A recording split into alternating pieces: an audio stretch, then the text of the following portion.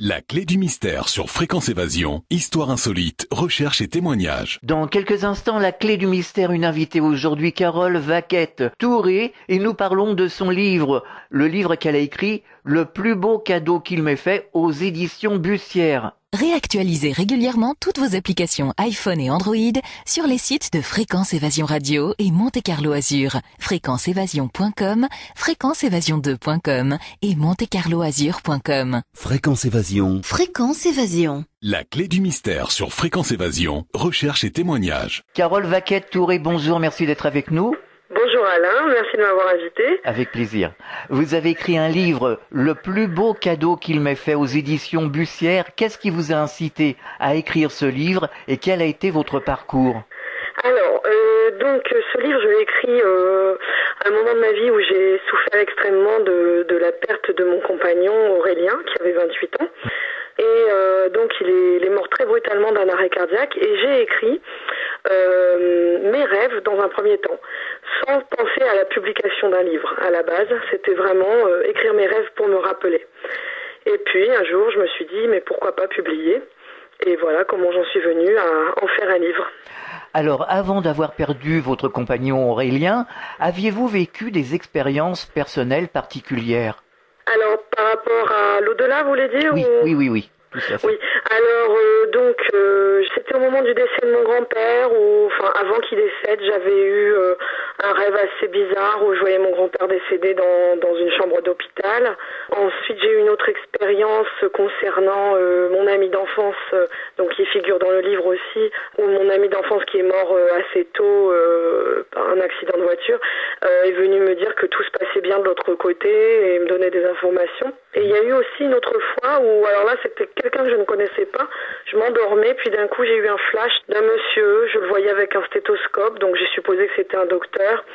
Et voilà, et le lendemain, je me suis levée, j'étais très très mal. Et puis, ma maman m'a dit le soir ensuite que son médecin était décédé. Alors que je l'avais jamais vu, j'avais pas le même docteur. Voilà, donc des petites expériences comme ça, mais après ça s'est vraiment intensifié quand mon compagnon Aurélien est décédé, puisque nous étions très connectés, alors ça a continué au-delà de la mort. Alors, quand vous étiez toute jeune, que vous avez justement vécu ces phénomènes, est-ce que ça vous a interpellé ? Est-ce que vous arriviez à le gérer ? Alors pas trop, ça me faisait plutôt peur. C'est arrivé assez rarement, rarement, oui et non. Comparé après à ce que j'ai vécu avec Aurélien, où là j'ai eu beaucoup de rêves. Ce qui s'est passé quand j'étais ado était plus rare et ça m'a effrayée, c'était un peu dur à gérer. Après, ça m'interpellait comme ça à des moments. Franchement, je trouvais pas ça spécialement utile. Ouais. Du coup, j'ai pas cherché à développer ni quoi que ce soit. Au contraire, j'ai eu peur. D'accord.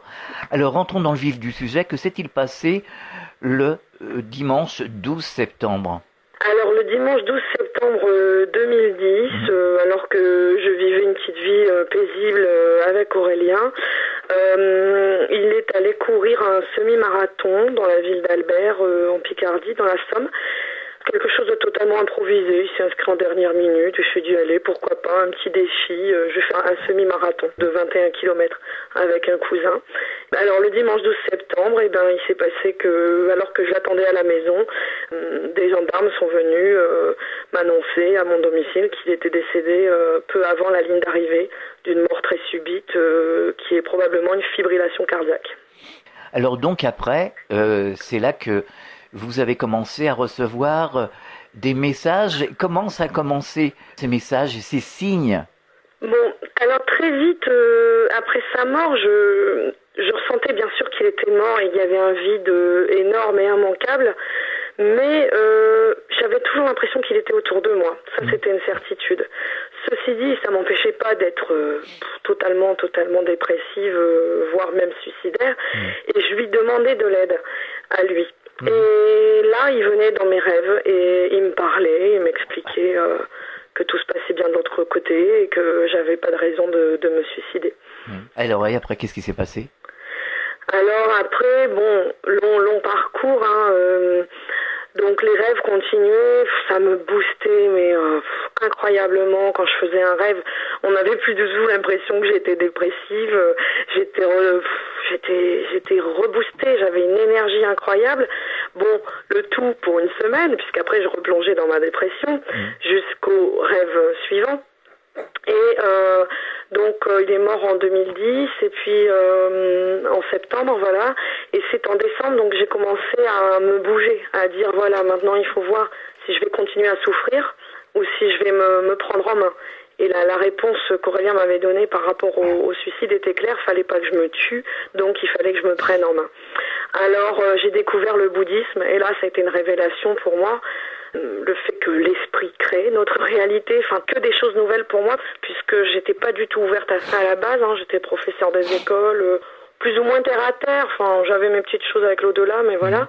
La spiritualité m'intéressait absolument pas, et là, donc après tout ça, franchement voilà, Aurélien avec sa mort m'a apporté, on va dire, un éveil ou un réveil spirituel, on va dire déjà un réveil, on va y aller dans une première étape, voilà. Donc le bouddhisme, les voyages, la prise de conscience que la vie est belle et que c'est un cadeau d'être sur Terre et qu'il faut apprécier chaque seconde. Est-ce que vous avez rencontré justement à ce moment-là des personnes qui, par exemple, ont vécu des NDE, des expériences aux frontières de la mort, des personnes qui ont vécu des expériences de contact avec leurs disparus? Oui, alors évidemment, je me suis intéressée sur le sujet au début. Donc, alors bon, ce qui se passait, c'est que je m'étais renseignée parce que je voulais absolument le rejoindre. Bon, quand j'ai compris qu'il fallait pas mourir, je me suis dit comment faire pour aller un peu dans son monde sans me tuer. Alors j'ai découvert avec le docteur Raymond Moody différents ouvrages, Jean-Jacques Charbonnier, vous connaissez tout ça, qu'il existait des expériences de mort imminente. Moi j'en savais rien à la base, et je l'avoue que je m'en fichais avant de tout ça. Et je me suis renseignée sur internet, j'ai commencé à comprendre que je pouvais faire des sorties du corps. Donc j'ai rencontré Akena. Akena que nous avons reçu ici, oui. Oui, j'ai vu ça sur votre site tout à l'heure, effectivement.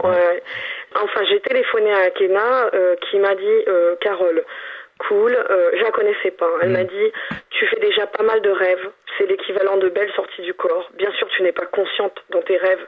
Enfin, je maîtrise pas mon rêve, mais c'est déjà pas mal. J'avais des conversations déjà très très constructive de l'autre côté dans mes rêves. Elle m'a dit ne fais pas de sortie du corps pour le moment, tu es trop dépressive. Et ne prends pas non plus de kétamine, parce que j'étais prête à tout. Je voulais tenter de me procurer Bien sûr. de la kétamine ou n'importe quel autre produit. Donc j'ai abandonné cette idée, je me suis dit c'est vrai, je devrais déjà me contenter de mes rêves. Je voyais Aurélien une fois par semaine ou plus dans les rêves, il me donnait de bonnes informations qui m'aidaient. Donc voilà. Donc oui, je me suis renseignée auprès de spécialistes, comme Akena par exemple, et auprès des bouddhistes aussi qui méditent beaucoup, comment sortir de son corps, comment voilà. Et bon, après je me suis vite calmée en me disant ça va, mes rêves sont là pour ça. Moi c'est les rêves, c'est tout, chacun son truc. Bien sûr. Alors, vous avez reçu des messages à partir de quel moment? Quelques jours après son décès. Et comment ça s'est manifesté concrètement? Alors concrètement, je dors. Alors soit c'est dans des sommeils profonds quand même, mais en fin de nuit. Je dirais sur le matin. Donc c'est vrai que souvent d'ailleurs ceux qui font des sorties du corps disent aussi faire des sorties de corps plus facilement en fin de nuit. Oui. Alors moi c'est pareil, mais à travers les rêves, donc j'ai pas trop besoin de sortir de mon corps. En plus quelque part ça me fait peur aussi quand même de sortir de mon corps. Donc du coup je rêve, je rencontre la personne décédée. Donc souvent là c'était Aurélien, mais j'ai eu aussi quand même mon oncle José, mon copain d'enfance, tout ça. Et on parle. Alors je me laisse guider par la personne décédée qui me dit ce qu'elle a envie de me dire, mais des fois j'arrive quand même à poser des questions assez consciemment, à me dire tiens je vais lui demander ça, y a-t-il un Dieu, as-tu vu mes juments qui sont elles aussi décédées, des choses où j'arrive quand même à contrôler de temps en temps. Vous aviez perdu des juments? Oui. Ouais. La même année. Ah bon, vous pouvez nous expliquer? Alors donc la même année, donc Aurélien septembre 2010, mais avant ça en avril, d'abord notre chat quand même, un petit chat qu'on avait adopté qui est mort hyper rapidement du sida du chat, puis nos juments très rapidement aussi, tout a été rapide l'année 2010, tout ce qui m'entourait dans mon domicile et qui était vivant a disparu, sauf moi. Dans la même année. Donc les juments également, de ce qui s'est s'appelle la myopathie atypique équine, une maladie, un champignon microscopique qui se trouve dans l'herbe. Elles mangent ça, c'est hyper mesquin parce qu'on peut même pas se rendre compte si elles l'ont contracté ou pas. Et puis ensuite, les muscles s'atrophient. C'est une myopathie en vitesse grand V et en 24 heures, le cheval décède dans des conditions atroces. Donc ça, c'était nos juments qu'on adorait plus que tout. Et puis ça, c'était en avril. Après, on a eu quelques mois de répit, enfin moi. Et puis après, c'était Aurélien.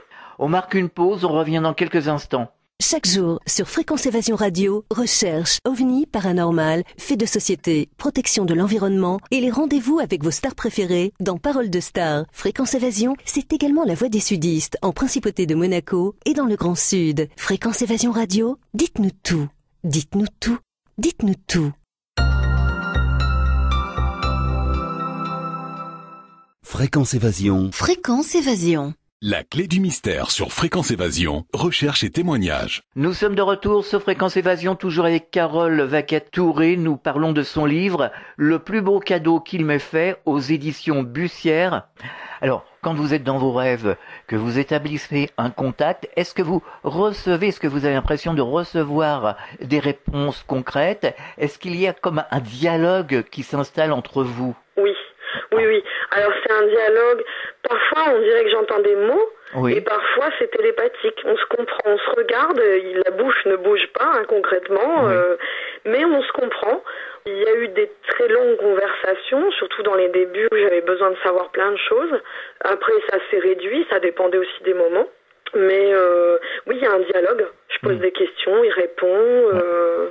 Et concrètement, est-ce que il y a des messages qui doivent être transmis à Monsieur Tout-le-Monde?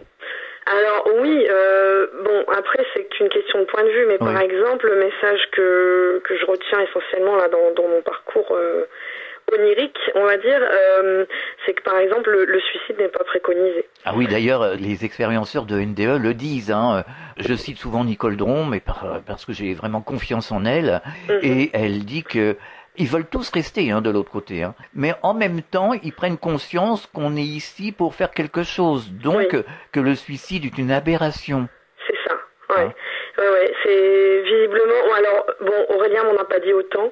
Par contre, il m'a simplement montré, moi, ce que je peux dire dans mon expérience de rêveuse. Il m'a montré, donc, en partant d'endroit en endroit, on s'est transporté...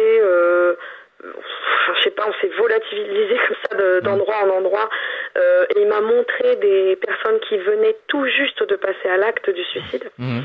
Et là, il m'a montré à quel point leur détresse était abominable. Il m'a montré également, je ressentais tout ce qu'elles ressentaient, ces personnes.